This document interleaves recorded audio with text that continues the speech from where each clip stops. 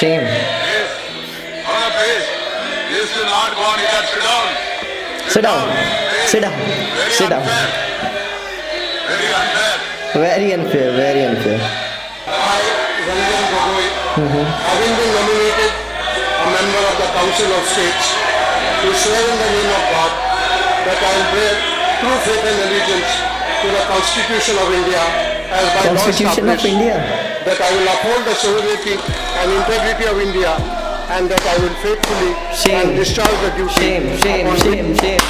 Thank you so much for the amazing response in last video. ठीक है, 2000 से ज़्यादा सब्सक्राइबर हैं और 200 व्यू आ रहा है, तो अमेजिंग ही है मेरे लिए।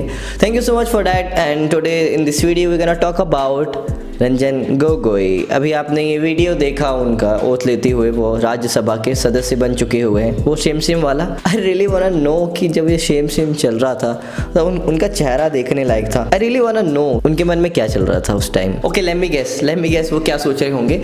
मेरे ख्याल से वो सोच रहे होंगे कि साला इतनी स्वामी भक्ति दिखाई, जब वो जज थे, इतने सारे फैसले सरकार के पक्ष में दिए गए, उसका खामियाजा अभी भुगतना पड़ रहा है, इतना शेम हो रहा है, इतनी बेइज्जती हो रही है, साला नहीं ही किया होता तो सही रहता।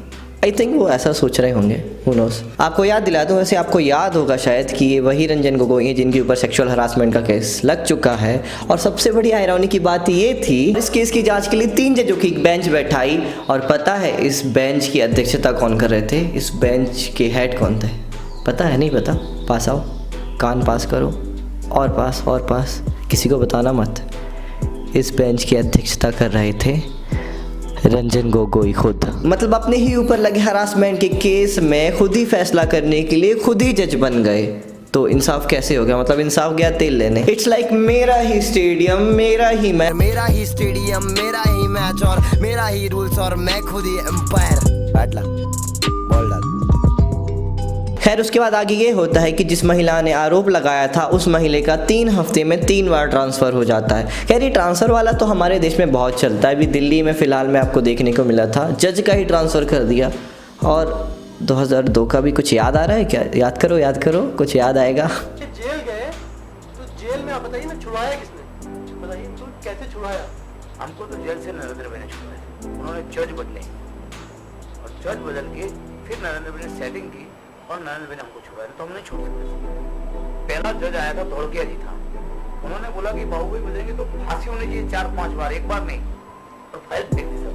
फिर दूसरा आया तो दूसरा ने हमारा को यही बताया कि नहीं, इनको फांसी होनी चाहिए। फिर तीसरा ने डेढ़ 4.5 महीना हो गए। फिर नरेंद्र भाई ने हमारे को संदेशा भेजा कि ठहर जाओ, मैं अभी सेटिंग करता हूँ, अभी टाइम निकल गया है। फिर उन्होंने अक्षय मेहता करके जज को भेजा, जज ने फाइल नहीं कुछ नहीं, बोले जामिन ग्रांटेड, और सब जेल खाली कर दी। बाहर आ गए लोग हमारा पार्टी। फिर उन्होंने लाशें उठा के फेंक दिया, कुआ में डाल के तरफ दिया। ये घर में घुसे तो यहाँ से सिलेंडर लिया और हमारी धड़ा फूटे। ट्यूबवेल तो थी हमारे पास, उस टाइम तो हमने मजा ही और था सब।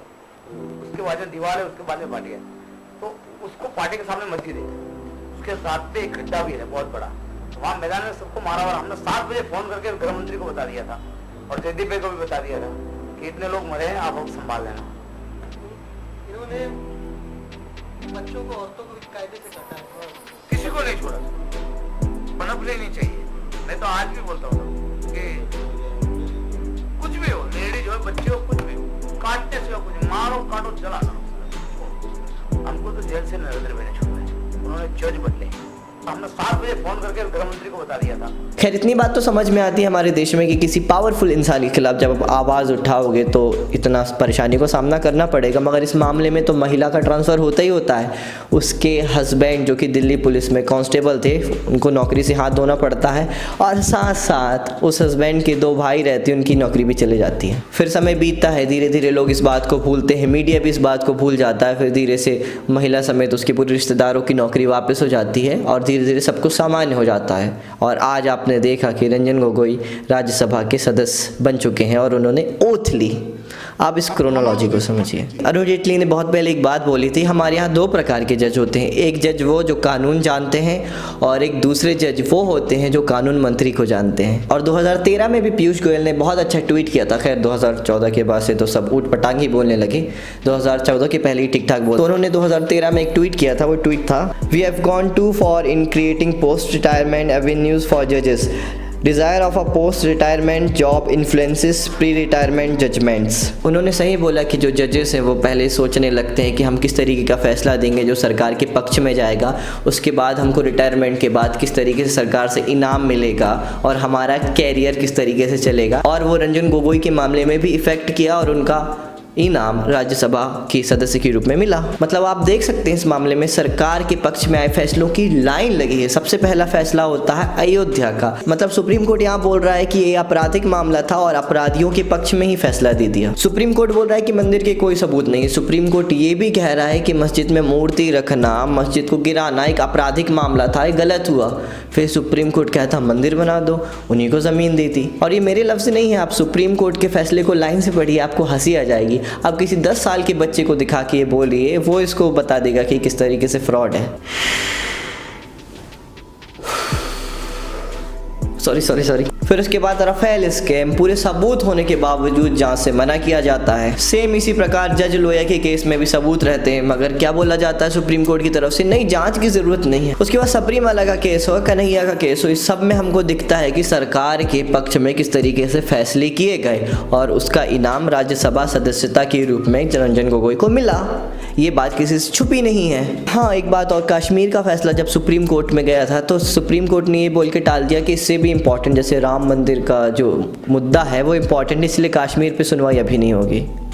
मतलब ये तो हमारी सुप्रीम कोर्ट का हाल था। रंजन गोगोई को जब राज्यसभा की सदस्यता मिली और उन्होंने एक्सेप्ट किया तो सुप्रीम कोर्ट के एक और पूर्व जज जिनका नाम मदन लोकुर है, उन्होंने बोला कि अब क्या इंसाफ का आखिरी किला भी गिर चुका है। I love this photo man. मतलब इसमें ऐसा लग रहा है मोदी जी पूछ रहे हैं गोगोई से, गोगोई जी हो गया कि और कुछ चाहिए। खैर, इन्हीं सब कमियों की वजह से जो हमारे देश की न्यायपालिका है वो rule of the law index में 126 देशों में 68 नंबर पे है, सिविल जस्टिस पे 97 नंबर पे है और फंडामेंटल राइट्स में 75 नंबर पे है। Okay, thank you so much for watching this video. आप लोगों ने बोला कि वीडियो थोड़ा छोटा बनाओ, पुराना वीडियो 13 मिनट का बन गया था, 13 मिनट से ज़्यादा का बन गया था, तो अब से मैं कोशिश करूँगा कि वीडियो छोटी बनाऊँ। और एक रिक्वेस्ट है आपसे कि आप वीडियो शेयर कीजिए प्लीज़, मुझे वापस से अपनी रीच बढ़ानी है। और सब्सक्राइब करके वो आइकॉन बटन ज़रूर दबाइए, क्योंकि मेरे 2000 से ज़्यादा सब्सक्राइबर हैं और व्यू आते हैं 100। मतलब मेरे सब्सक्राइबर को नोटिफिकेशन ही नहीं जा रहा है। तो प्लीज़ आप वीडियो शेयर कीजिए और बेल आइकन दबाने के लिए ज़रूर बोलें। एक और बात, अगर आपको वीडियो पसंद आई तो आप वीडियो को लाइक ज़रूर कीजिएगा, क्योंकि वो भी इफेक्ट करता है यूट्यूब के एल्गोरिथम में, वीडियो ज़्यादा लोगों तक पहुँचेगी। और कमेंट करके ज़रूर बताएं, मतलब कुछ भी कमेंट करें, जो भी आपको, नाइस बिग डील भी कमेंट कर सकते हैं अगर आपको मन करता है, तो कुछ भी कमेंट कीजिए, मगर कमेंट कीजिए प्लीज़। और सब्सक्राइब कीजिए, लाइक कीजिए, शेयर कीजिए। बस मिलते हैं नेक्स्ट वीडियो पे, बाय बाय।